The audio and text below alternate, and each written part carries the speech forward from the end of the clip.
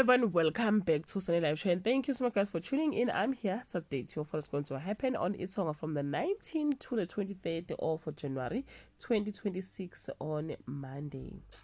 While Sanele unravels over the failure of the justice system, Pablo gears up to handle Makhumalo, Lungelo and Ayanda's cat and mouse game with Amahle comes to a head in front of his family on Tuesday. Pablo's word turns as the storm arrives on the Magwaza doorstep. Ayanda and Lungelo's love is tested and Amahle is left trembling on Wednesday.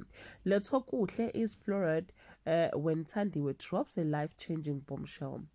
Power shift as Sanele faces a new kind of war on Thursday. Lethokuhle makes a heartfelt promise to Thandiwe, but will he keep that promise when the family uncovers their secret? Zama reigns begins as Pablo crowns her the future of the empire. How far will Sanele go to save his family on Friday? Sanele's plot end with him ensnared in Pablo's stead while his family crumbles. Lethokuhle makes an announcement that rocks his entire family. Well guys, that's all I have for today. You can leave your comment below and share your opinion. Bye.